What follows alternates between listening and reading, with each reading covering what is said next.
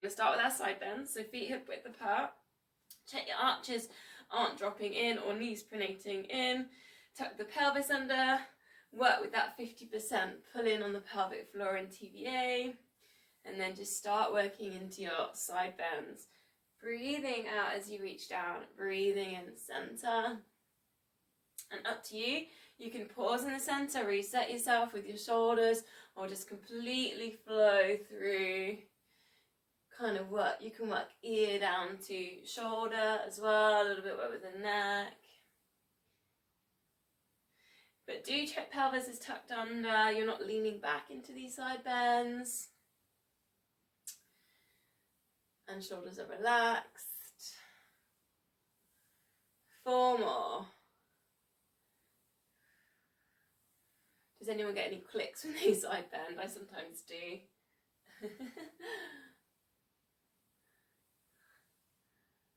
So now we're going to go to our squats, so bend knees. Front raise, hips go back into space. Or you could take an option, you could go lateral raise, front raise. Or you could try the kind of one of each. I think I've done that one before. But your choice. So you can kind of go through, if you like the memory game of it all, go through, work through all of that. Keep an eye on the arches, don't let the arches drop underneath the feet. Think about the knees. Try not to let the knees pronate in.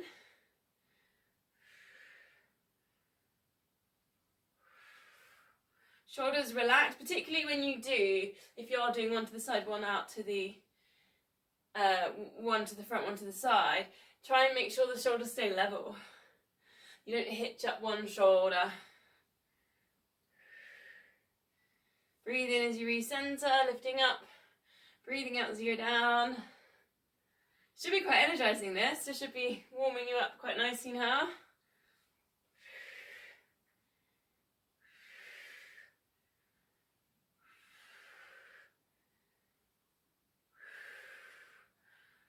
Four more. So if you're going through, that's one more time through on the arms. Quite tiring, isn't it, on the arms, this?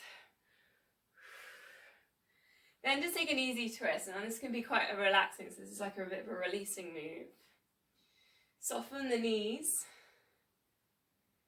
Still working with that 50%, pulling in on the core. Shoulders just relaxed.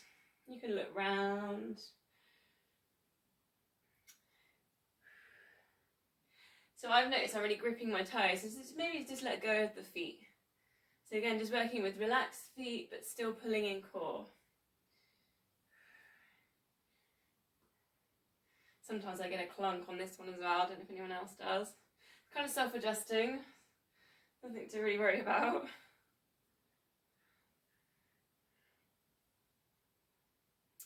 So from there we go to wide squats. So you take a nice big stride. I'm just going to go backwards. I've got a bit of mat there, so I'm on a diagonal with my mat. So it's down into your squat and then circle round at the top. So you can put your weights down into the middle, or you could like maybe bicep curls, another option. All the way around. There's a little bicep curl in the middle if you want. So it should feel quite nice as you go all the way opening round through the chest, and then you come down and it's kind of closing things. You don't have to have the feet parallel, they can turn out slightly.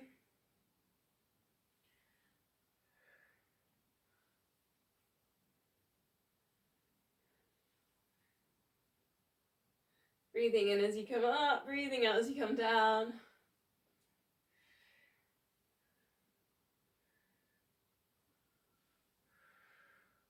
See if you can go with nice long arms, so try not to bend in the elbows too much. I'm just watching the screens quite a bit tonight.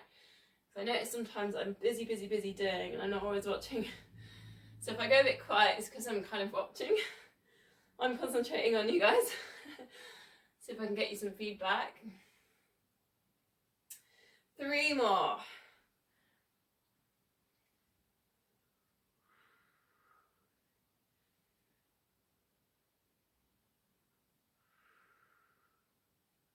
Last one.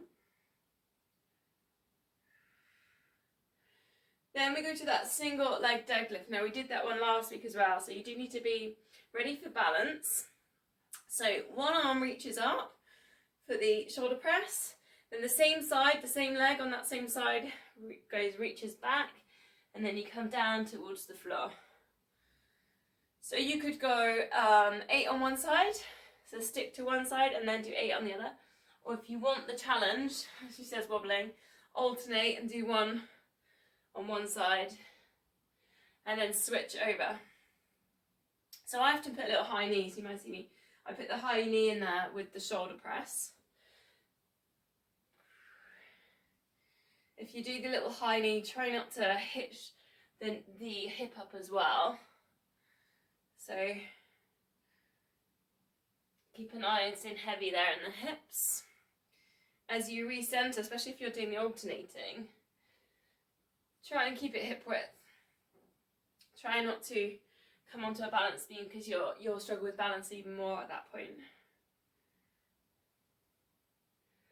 I sort of had this silly idea of, like, you know, when you, this single shoulder press, you know when you're a kid and you're doing choo-choo on the train? Oh dear. So I've just had that image then. Hopefully, as you're getting into it, you're getting further down into your deadlift. So you're getting the release there in the lower back, the hamstrings, and obviously still working with balance.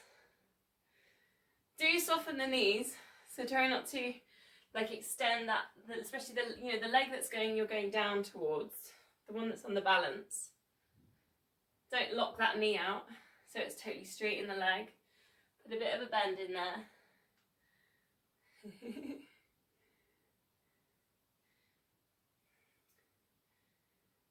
How are we doing? Did anyone count? I can see people stopping. You're like, yes, definitely counted on that one. Scapular set now. So take the shoulders down and back. Take the tuck the elbows in. Take the thumbs back, or take the weights back. Do check though, you're not arching in lower back. So tuck pelvis under. Think about the crown of the head going up to the ceiling as well. So think about almost making a bit of a double chin. I think I mentioned that quite a bit last week. So think about kind of setting the back of the head going back, but the chin down. Shoulders relaxed. So this is great, isn't it? For if you've been like on a computer, or today I think I was driving quite a bit and there was an accident on the A38 coming back into Plymouth. So we were stuck in traffic for ages. But I very cleverly brought a word crossword book. I got really stuck. But then I found the answers at the back of the book, so it was great.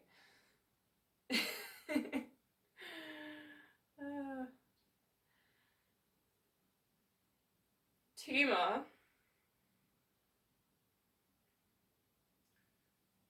Okay, so last set, so obviously we're doing that kind of sets of 3. So this one, do you remember last week, I'm going to go for a double weight, is to take a big circle in front of you with the weights. So if I show you that way on as well. So draw a big circle with you. Last week I did this with 1 weight, and actually it's quite challenging with 2. So maybe challenge yourself to see how you get on. Breathe in as you go up, breathing out as you come down. Basically, you're just drawing this really big circle in front of you. It is quite challenging, isn't it, when you put a little bit more weight into it. Go back around the other way. Try and keep your hips facing forwards, but you can allow your shoulders here to move with this.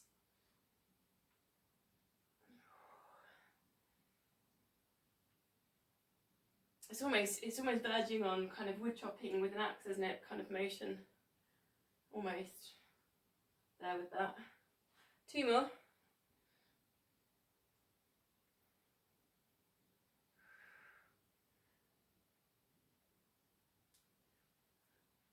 Now, we did the same one last week, we did the lunge, but I'm going to give you an option to make it into a Russian lunge. And I'm going to use my sofa, so I'm just looking, check I'm going to get in the picture. So with this, I'm going to put one foot behind on the sofa, square out my hips, and then come down and up. So if you struggle by stepping back into the backwards lunge, like we did last week, where you're literally going to step back and then come forwards, that was the other one we did last week. You can alternate with that one. Try this Russian one. So put your foot on the back, check your hip width, come down safely into your lunge, and then lift back up. But obviously with this version, you can't alternate. So you've kind of got to do 8 on one leg and then 8 on the other. So again, your choice. I would say with the Russian lunge, you've got more control because you can use that back leg for balance. You can focus on this front knee. Try not to take it so far. So when you look down at the knee's not extending too far beyond the big toe. So it's not particularly about how low you go down. I think about more of the control on the knee, things like that. Stop legs if you've done your 8, or if you're alternating. Obviously you've got 16 with the lunges. And again, when you're working with the lunges, check the knees not wobbling. Well, it will wobble a bit, but check you're guiding it as much as you can. Pull in the core.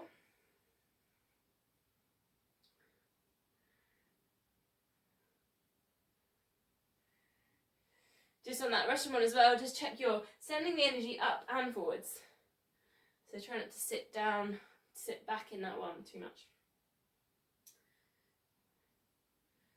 So just a nice little variation to put in. Okay, bit experimental for a couple of minutes next.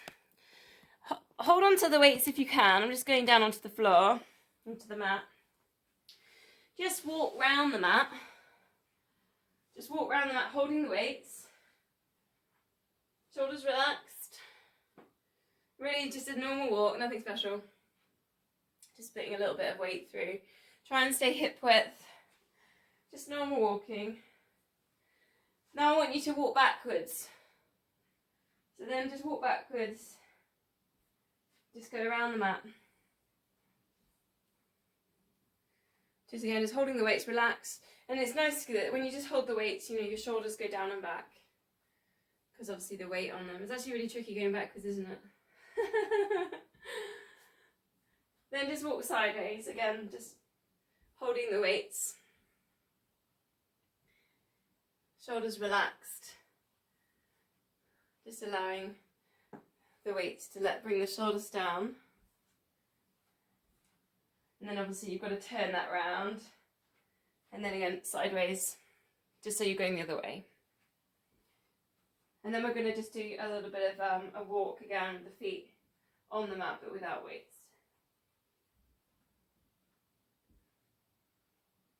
How often do you ever walk sideways? Or backwards, for that matter? Okay,